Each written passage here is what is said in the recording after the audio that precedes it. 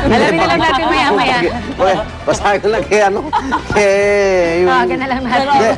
Yung text na lang ni Yusek yung Paul para mabantayan pa rin. Basta ang paalala namin, magdala kayo ng payong dahil magiging maulan at itong Katring ay maintain yung kanyang strength sa north-northwest direction, 10 p.m. today, October 24. Tinatayang may 890 kilometers east-southeast ng Northern Luzon. Ang maximum wind niya o yung gust niya, 65 to 80 km per hour. At 9 kilometer expected to be magiging 790 kilometers sa east ng Northern Luzon bukas pa ng gabi. Yung mga disturbance naman, mukhang hindi yata maapektuhan ng iba pang bahagi ng bansa. So, syempre, init ng sobrang init yan habang kayo ay nakapila, di ba? Sabay biglang bubuhos ng ulan. So, mabuti na rin ho paalala natin na magdala kayo ng payong o kaya anumang panangga. Oo. Dahil ang ating pong panahon, alam nyo naman, erratic, hindi ho masabi. Magdala din kayo, Di ba yung sinasabi sa panahon nitong weekend, actually sa Metro Manila, hindi naman naranasan, mainit tayo nitong weekend. Pero sabi nga, kung sasabihin ng Pag-asa masamang panahon, tapos medyo gumanda ang panahon, pasalamat tayo. Oo, Huwag na tayo sisihin. Huwag naman sabihin lagi mo sa mga panahon para lagi na papasalamat. Okay, samantala, all system go na ang COMELEC para sa barangay at SK election nga ngayong araw. Ang kanilang command center sa Maynila, 24 oras ng operasyon, simula nitong Sabado pa. Kaya makibalita na tayo doon sa COMELEC at nakabantay doon si Pia Arcangel. Pia. Hi, Igan. Good morning sa inyo at good morning, Connie and Suzy. Nandito tayo ngayon sa COMELEC Command Center at gaya ng sinabi mo, Igan, Sabado pa lang ay bukas na sila ng 24 oras. Ito ang magiging bagsakan ng lahat ng mga reklamo, lahat ng mga inquiries o tanong tungkol sa gaganaping barangay at SK elections ngayong buong araw na ito.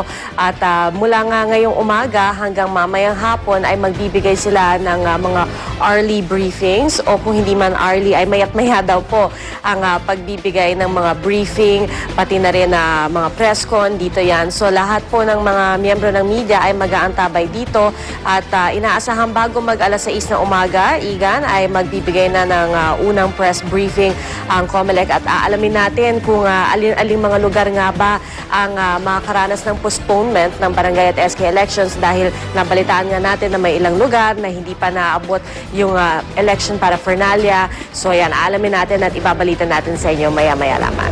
Igan? Okay, maraming salamat, Pia Arcangel. Gulat live mula sa COMELEC. At agad sa nakaraang magdamag, may mga nahuli pa rin na lumalabag sa liquor ban. Mga pinagbabawal po yan, mga inuming nakakalasing para sa eleksyon.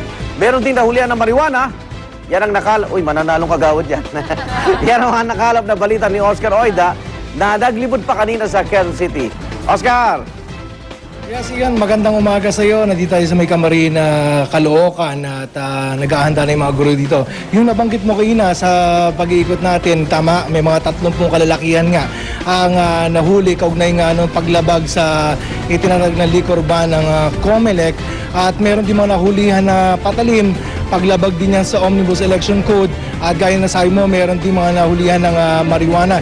Yung bagay na yan ay babalikan natin mamaya, Igan. Samantala, gaya na sabi ko kanina, nandito sa may Camarines Elementary School kung saan magaganap ang eleksyon para sa barangay 175, isa sa mga pinakamalaking barangay dito sa Caloocan.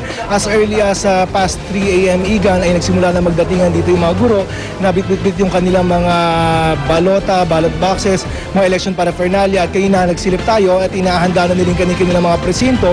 Meron naman nagkakabit ng secrecy folder at umaasa ang bawat guro na kausap natin na magiging maayos ang eleksyon ngayong araw at hanggang sa mga sandali ito ay wala pa naman tayo nakikitang aberya dito sa Camarines, Caloocan. Igan? Okay, maraming salamat, Oscar Oida. Samantala, makibalita tayo sa isang eskwelahan. Yan naman sa Quezon City. Inaasahan din pong pagdalsa ng maraming botante mamaya ang Commonwealth Elementary School sa Quezon City. Siya po'y binabantayan ngayon ni Susan Enriquez. Susan? Yes, good morning, Arnold. Dito po tayo sa Commonwealth Elementary School. Ito po yung pinakamalaking voting place dito sa Quezon City dahil mayroon pong itong 70 presinto. At ang bilang po ng botante dito ay 70,000. Yung nakikita po ninyo sa board, yan po yung para meron silang ilagay na reference point no, na para mapa ng mga botante para hindi ho sila malilito. So nandito ho tayo ngayon sa covered court. So yun magiging reference nila from the covered court. Makikita nila yung room assignment ng kanilang mga presinto. So to make sure po na hindi malilito at hindi magkakagulot, mawawala-wala pa itong mga dadagsaho dito para bumoto ngayong araw. Sa katunayan, ang paghahanda po ito ay ginawa ng mga teachers dito simula pa kagabi. Alas 7 na nga sila umuwi para matiyak na maisasaayos na yung lahat sa loob ng mga presinto. Although syempre sa mga oras po ito, sarado pa itong mga presinto dito po sa Commonwealth Elementary School. Although, ang mga medyo yata nakikita nila magiging problema, hindi daw sanay yung mga teacher na parang isang kopya lang ng sample ballot, pangalan po ng mga botante, yung hawak nila. Pero, isusulat nila sa kanilang mga blackboard. Yan nakikita po ninyo kung gaano ho yung ginawa nilang paghahanda para maging organized at peaceful, maayos, ano, yung pagbotoho ng mga botante ngayong araw nito para sa barangay at SK election. So mamaya, itatakel ho natin yung ilan sa mga nakikita nila ng posible maging problema at kung paano ito i-address as early as today para ho naman maipaalam sa mga kinakauukulan gaya po sa COMELEC.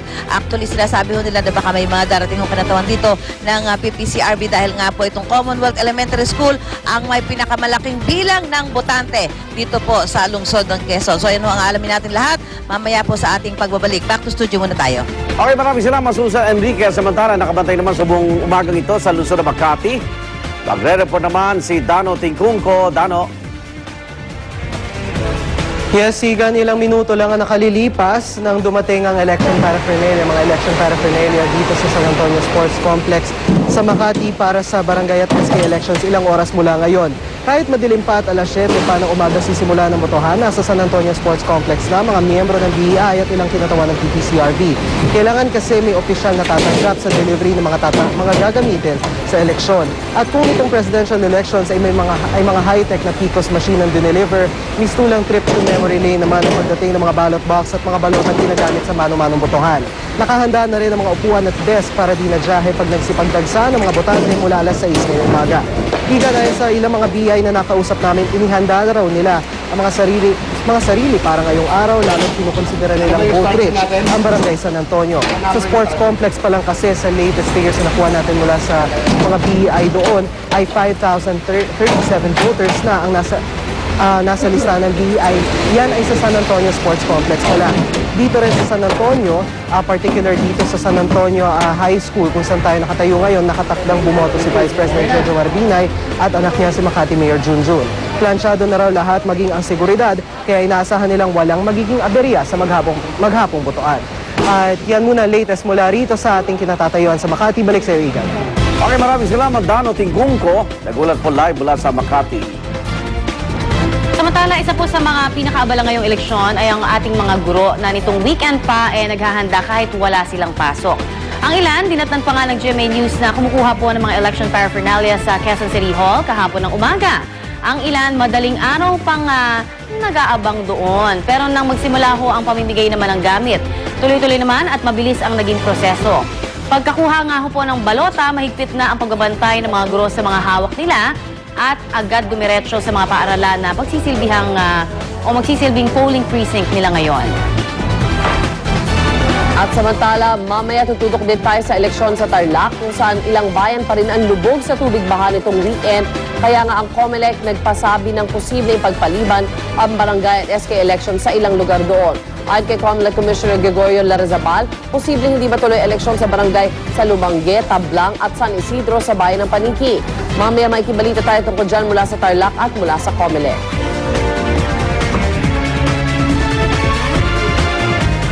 Okay, para makialok sa ating diskusyon ngayong araw ng eleksyon, makakasama natin sa umaga ito sa unang ini si Atty. Louie Guia, isa pong kilalang election lawyer. At kasi, ang ganda ng natin, ang daming feedback ha. At ang ating Vice President. Kailan mo ba sasabihin sa akin pag andudun na? Ay, hindi ka pa siya. Pinag-uusapan po natin yung kanyang show na ako'y guest. Yan, Oo. okay. Sinabi niya na papakita only Re-replay at that natin. time. Oh, sige nga. Due to public Public demand. Okay, Maring Winnie, eto muna. Anong assessment mo ngayon sa at very passionate si Maring Winnie last week pa na talagang lumabas kayo, bumoto kayo at syempre naman yung boboto nyo yung may kalidad naman na kasi barangay yan the smallest unit ng ating gobyerno, Maring Winnie. Oo, pero alam nyo, ang botohan ay unang first step pa ho yan. Kasi ang importante, may check and balance tayo dun sa barangay captain. Alam nyo kasi mga marit pare, yung barangay captain na yan is may executive duties, Function, may legislative functions, may judicial functions pa lang. Kung hindi